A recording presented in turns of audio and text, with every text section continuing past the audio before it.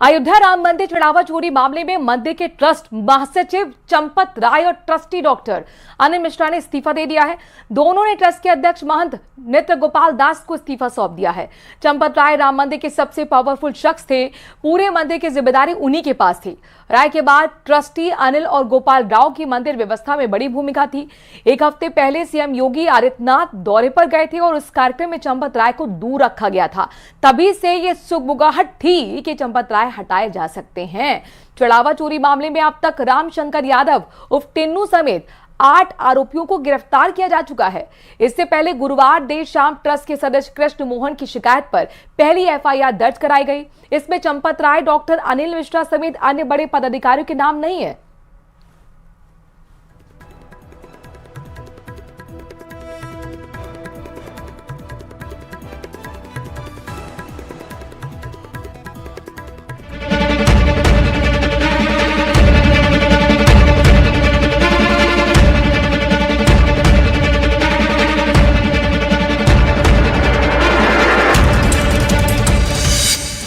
दान पेटी पर डाका, राम मंदिर में चढ़ावा चोरी पर बड़ा पर्दाफाश।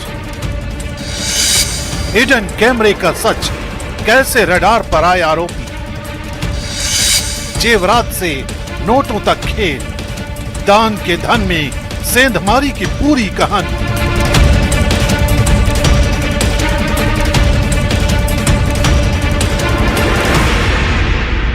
रामलला के दरबार में हर दिन लाखों श्रद्धालु अपनी श्रद्धा के साथ दान चढ़ाते हैं। कोई नोट डालता है, कोई सोना चांदी, तो कोई अपनी मेहनत की कमाई का हिस्सा भगवान को अर्पित करता है। लेकिन मई महीने के आखिर में जब मंदिर ट्रस्ट ने बैंक में जमा हो रही रकम का ब्यौरा खंगाला तो कुछ आंकड़े मेल नहीं खाए।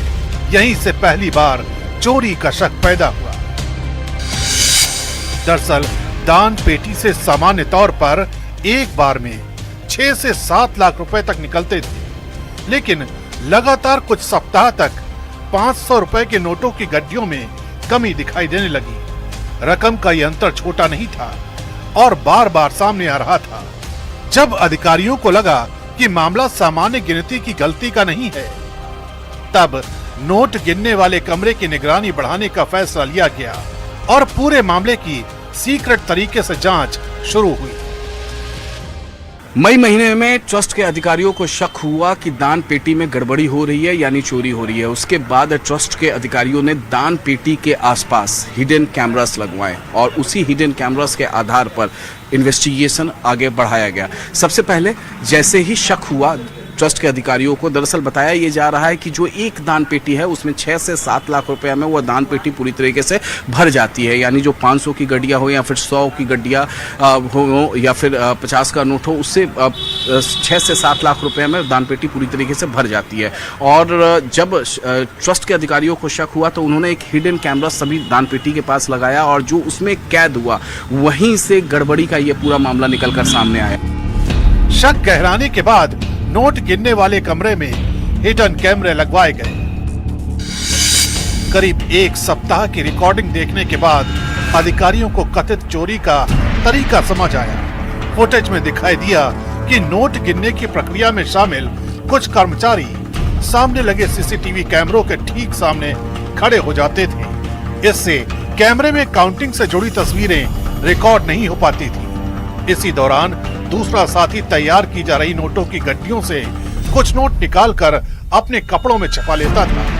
सामने लगे कैमरों में ये सब साफ नहीं दिखता था, लेकिन हिडन कैमरों ने पूरी घटना रिकॉर्ड कर ली। जांचकर्ताओं के अनुसार यही फुटेज बाद में पूरे मामले का सबसे अहम सबूत बनी।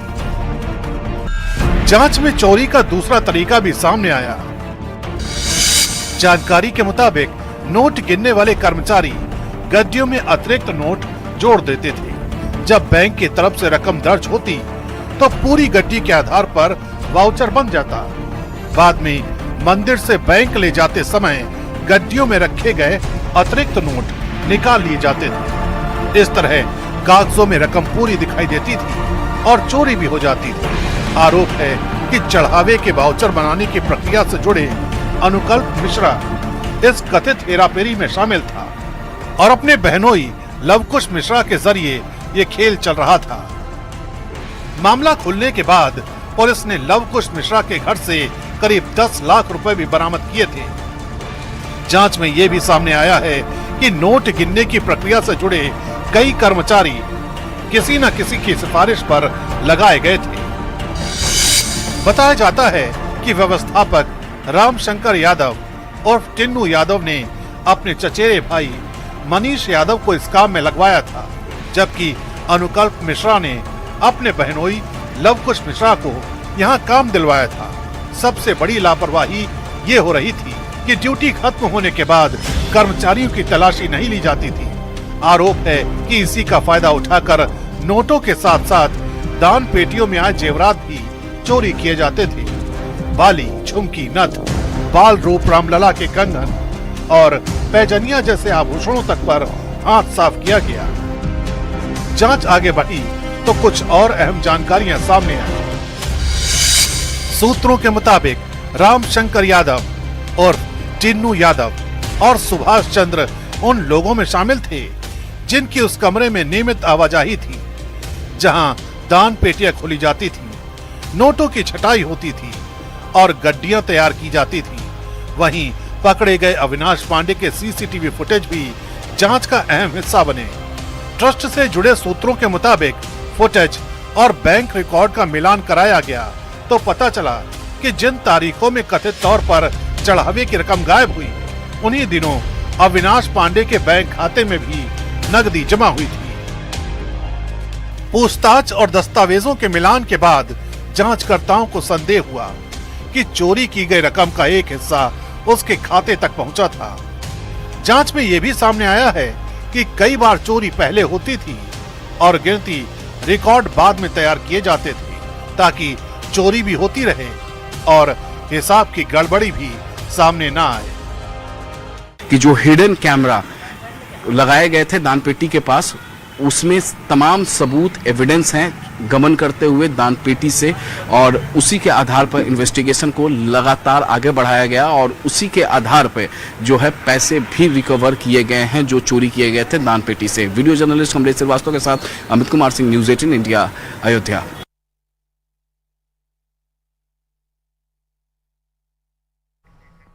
राजस्थान की राजनीति में एक बार फिर बयानों की सियासत गर्मा गई है। पूर्व मुख्यमंत्री अशोक गहलोत ने आरएसएस के प्रभाव, सरकार की कार्यशैली और एसीबी की भूमिका को लेकर बीजेपी सरकार पर कई गंभीर आरोप लगाए हैं। गहलोत ने इन बयानों पर बीजेपी ने भी तीखा पलटवार कर दिया है। गृह राज्य मंत्री जवाहर सिंह बेढम से लेकर केंद्रीय कानून मंत्री अर्जुना मेघवाल तक कांग्रेस पर निशाना साध रहे हैं। आखिर किसने क्या कुछ कहा और कैसे आरएसएस से शुरू हुई ये बहस अब सुशासन और राजनीति के